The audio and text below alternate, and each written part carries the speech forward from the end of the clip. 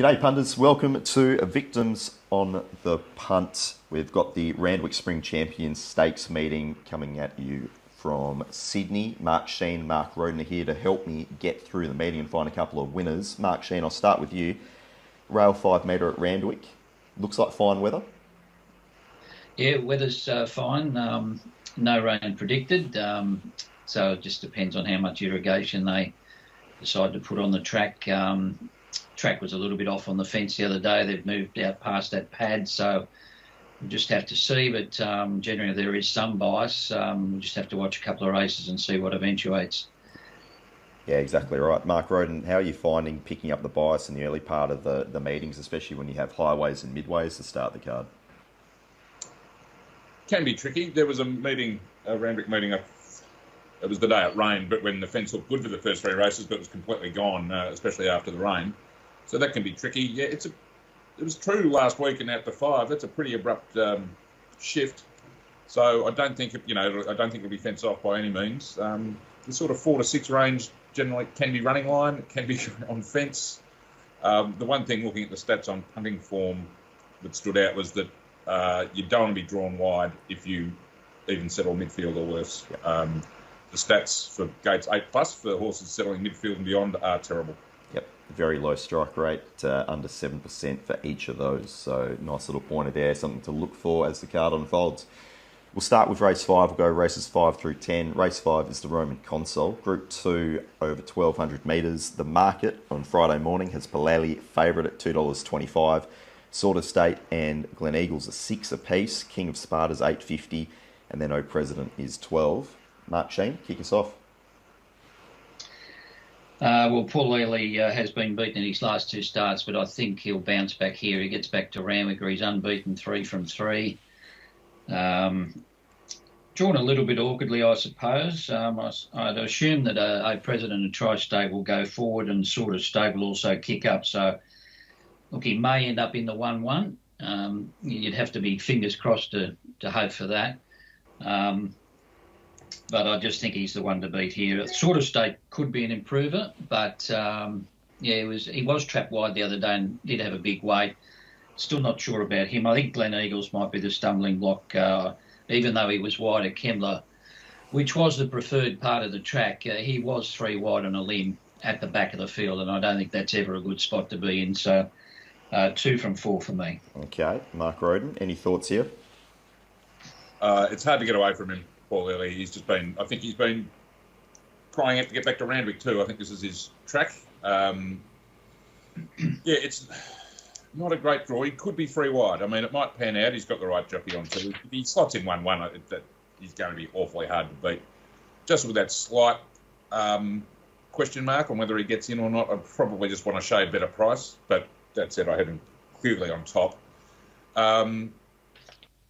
I'm half interested in O President. Look, it was 2 from 2 last prep. Admittedly, probably had things to suit on both occasions in those wins. One was on a leaders track at Canterbury, and one was sort of led all the way against things like Halal over 1,200, so he was probably best suited in that race. But look, hard to know what to make of his trial. He was absolutely throttled. They booked Nash, and he probably gets the coffin here from gate 2, and double figure odds. Look, if I'm backing Pulili, I'll cut out on O President, but it looks to have found a very good race for himself here, Pulili. Okay. Now let's have a look at the Angst, which is Group 3 for the mares over the mile. Amaralina, the Kiwis, $4.40 in favourite, from Kiku at $4.80, Mirror Vision's 5, and then you've got Charlize at 10, All Saints Eve at 11, Grace and Harmony at 12. Mark Shean, any thoughts here? Look, it's a tricky race because there's just no speed in this race. Splendiferous will probably press forward and lead, but I think they're going to walk in the race, which could prove a stumbling block for Amaralina from 13. Kiku from 1, not noted as a good beginner, even though she jumped okay the other day. And Charlize is a back marker. The only one that sort of slots into the right spot here, I think, is Mirror Vision. But she's a little bit of a question mark at 1,600 metres. But I think she did enough the other day. That was her first run for 5 weeks. And I just think with no pace in the race, I think Mirror Vision gets the right run here. And I think Charlize was unlucky at Newcastle. Just the tempo of the race was totally against her.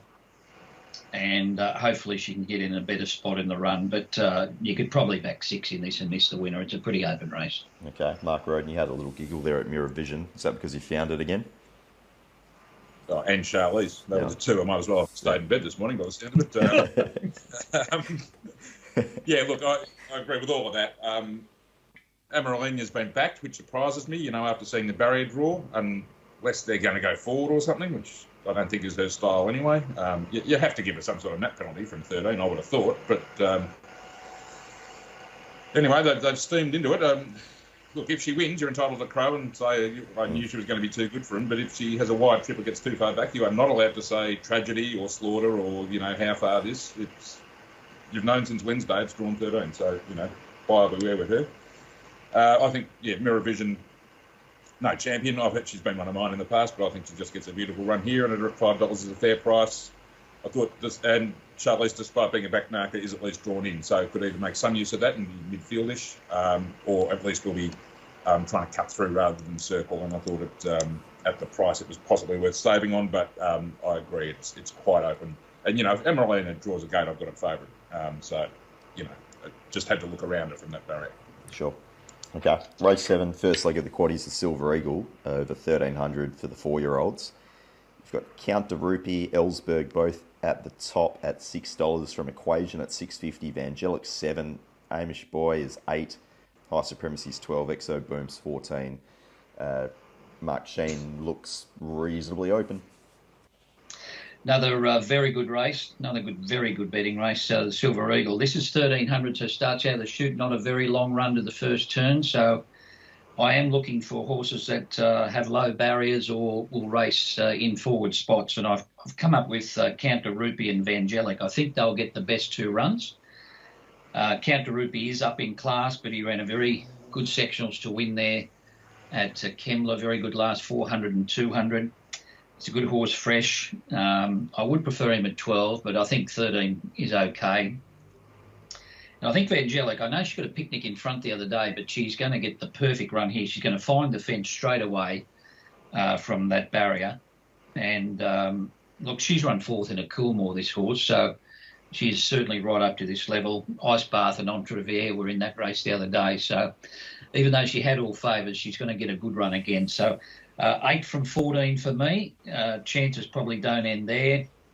Thought Ellsberg could have won a little bit better the other day, personally. And I don't know what to make of Equation. He's unknown on dry tracks, but he got a long way back the other day. High Supremacy, I think he beat Walkers the other day, so I'm betting around him. So in a very open race, but 8 from 14. Okay, Mark Rhoden, what's your angle here?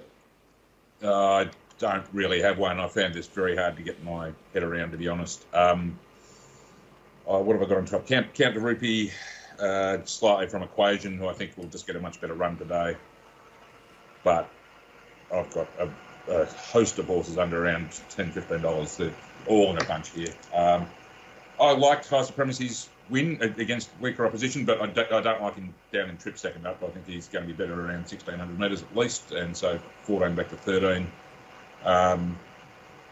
I don't think it's a plus. It's probably another case of a horse where they've got an eye on the Golden Eagle. 1,500 is probably as short as he wants, deeper into his prep, but because it's $100 million prize money, they're buggerising around with the prep to try and get him into that. I think the provincial horse Sammy's going all right. I mean, this is a monstrous leap up in class, but the way it's been, big margin 2 starts ago, and attacked the line really well, admittedly, against poor horses last start. 30-1 could maybe spec it for something to do, but I've got 8 or 10 chances. Okay. Race 8's the Group 1. Spring Champion Stakes over 2,000 metres. Old Mate Profundo's favourite at $3.50, ahead of Head of State at $3.80. Never Been Kissed is $4.80. Allegron's $8.50. Benno is 12, and everything else is over 20-1. Mark Shean, there doesn't look to be too much pace in this race on paper. No, there doesn't. You'd think Never Be Kissed would go forward. Profondo raced in the 1-1 in the gloaming, and those 2 leaders aren't in the race today, or on Saturday, I should say. I think he should probably just follow Never Been Kissed across, and should end up in a reasonably forward spot. I think Inverell will probably go forward as well from a wide barrier. Look, I am siding with Profondo. Look, he did everything wrong the other day, but he was only having his second start, whereas Head of State was having his fourth run into the preparation. So, look, I'm banking on him doing everything right in the race, I suppose. But I think 2000 Randwick will certainly suit him. Head of State, obviously, the danger. They did gap the others there the other day. Benno probably should have finished a bit closer. I didn't think Satirical Glory was completely hopeless around 40 to 1 either. Okay. Mark Rhoden, is this just the case of potentially the best horse in the field versus inexperience? Best horse in the race versus the best jockey in the race as well, I suppose, is another way of looking at it. I think I'm going to side with Head of State this time. I mean, we all did our money on Profondo last time. Look, natural improvements and a good run on the pace might get the job done for Profondo. Head of State, to be fair, though, ran on a day they weren't. Look, he was in the running line. He wasn't 3 wide, and Profondo was also one off the fence. But he stood him up a few lengths and ran him down, even though Profondo pretty much threw the race away in the last 100. The Head of State's, the pennies kind of dropped with him as they've got him out over the ground, and he's attacking the line really well, and he has Joe McDonald on his back. So I've got a slight lean to him. To make him a screaming bet, I'd rather $4 plus. He has trimmed up a little bit. I don't think 380 is enormous value, but I think I'll lean to him over Profondo, so I'll probably back him. I just noticed now, Never Been Kissed has been back, hasn't it? Maybe they're thinking it might be Leader's Advantage. I don't know, but that's an interesting move, up to 2,000. My wild having a dream roughie is number 13, Ballou, who's attempting to complete the coveted Garden City Guineas Spring Champion Stakes double. I don't think it's ever been done before, but there was she's still on the up, and there was a bit to like sectionally about how she did it at Toowoomba when she was interestingly ridden off pace after leading and being run down by Star Tontes at Moomba the start before. So maybe, getting a nice smother from 5, she can run into the placings at 20 odd to 1. But yeah, look, if Nash was riding Profundo, I'd be with him. Look, I'm not here to knock R Darwin, and things might go right for him, he might get the money, but I just have to lean slightly ahead of State under the circumstances tomorrow. Okay. Race 9 is the Group 3 Nivison over 1,200 metres. Great News is $5, Minaj is $5.50, Bellucci Babe and Rocket Clock are 8 apiece, Sweet Deal's 10, Wunderbar is 12, Madame Legends 13. It's another open race, Mark Shean. Yeah, we've got quite a few first uppers here. Sweet Deal's come back from the breeding barn. I think they were retired and are now trying to get a spot for the invitation. So she's come back into work. Rocket Clock's first up. Minaj is first up. Been trialling well, but they haven't missed it in the market. Look, I'm going to give Great News one more go. I thought it was disappointing at Newcastle, but 3 out of 3 at 1,200 metres. And drawn a better marble than the last time she raced here at Randwick when beaten by for 2. So the last 2 runs have been at 13.50 and 14. So I think 12's more her go. I think Wunderbar's decent value, and Madam Legend both are good odds in my opinion. Both those horses just seem to be a little bit too far out in the market for mine. So 10, and I'm going to have a spec on those other 2 as well. But again, another race with 6 or 7 chances. Okay, Mark Rhoden, what have you got? Going a slightly different way. Despite having never won beyond 1,100 metres, I'm going to give Bellucci Babe a chance up in grade on the limit. It is a pretty compressed set weights race, but she's carrying effectively the limit. At Gosford, it was a midweek metro at Gosford, she settled off pace and attacked the line. She had been... she's been a leader in the past. They've been trying to ride her a bit quieter. That she settled beautifully in a midfield position, trailed on the lead and then past it. This is obviously a step up, but I like the sections and I like the way she did it. She's got a great overall record, and at around $8, I can back her. Away from her, I think there are a host of chances, as is pretty typical for this kind of mare's race. Minhaj is a very interesting runner, first up for the new stable. I couldn't get it as short as the market. But obviously one of the chances. Great News. Some jockey change on this too. It was almost impossible to quantify running the numbers on it. But yeah, I think she's going to get a very good run and be a chance. And you could mention 4 or 5 others at the very least. But I do think Bellucci Babe is a bet at $8 and a little bit of value. Okay. Let's have a look at the last. It's a benchmark 78 over 1,000. On the lead is favourite at $3.10 from Marnix at $3.40. Kinlock is $4.60. Leo is $7.50. Just Field is $12. Battleground is $15. Mark Shean, anything in the last? Oh, I've got to be on the lead here. It ran second to Bellucci Bay, but at Gosford never got on the track. Look, if you look at the side-on shot, you'd think it got in, but if you look at the stewards, he never got in. 3 wide and a limb all the way. Gets McDonald from inside draw. He's a gross horse who generally improves with racing. He loves dry tracks. Looks the winner to me. I think Kinlock's the danger. Marnix looks under the odds to me. I've just about had enough of it. I know he's got no weight here, but he's a massive question mark to me as a racehorse. So 3 is a good thing. Okay. Mark Rhoden, how do you see it? Well, I can't tip Bellucci Babe in a group race in the previous and not tip on the lead in this. His run was as good, if not better, with that wide run at Gosford last time. Drawn inside. Some of these country horses look like they'll run along. Oh, it's a proud mare and 1 or 2 others, and he should just get the drop on them. I think 1,000's too short for Kinlock, and I think Marnick's a bit of a money muncher too. Drawn 1, 52 kilos. We'll have admirers, and I can see why, but I've got on the lead a fair bit shorter than 310, and we'll be accommodating them. All right. What a great way to finish the card. Can't wait. How outstanding is that? We hope it is. Yeah, exactly. All right, so that does bring us to the end. I'll get your best players, value bets, and so forth, but I'm guessing it's on the lead for you both. Yes. Mark Shean, anything else in the card that stands out? Let me have a bow peep here. I'll just be with you in 1 second. Got to defer to Mark there for a minute as I scroll through here.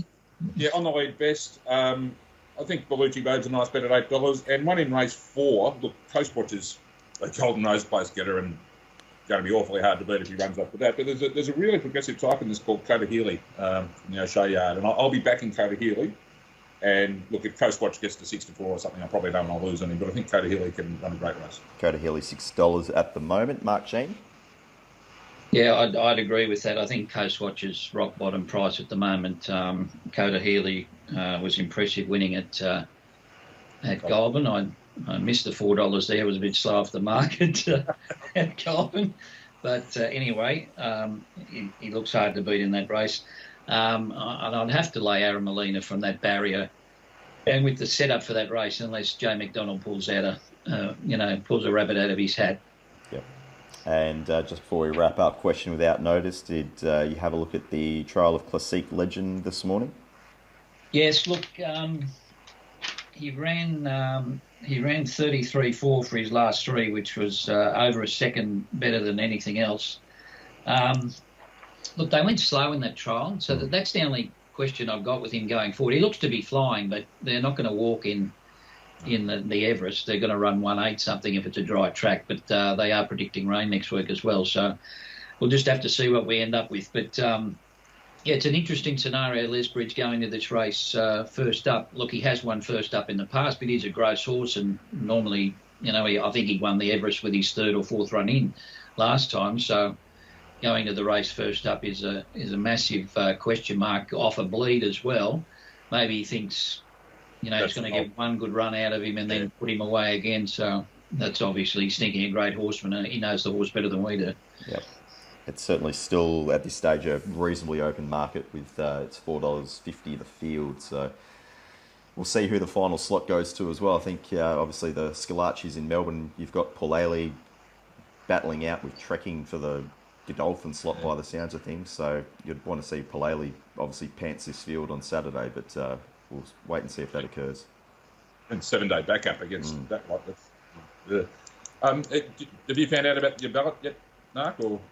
No, they'll keep that until early next week. We'll find out, I'm sure. So as I was saying to Peter off air, I think the club will probably be hoping that they'll get an increased number of people with the new Premier. Maybe they'll be able to do some business.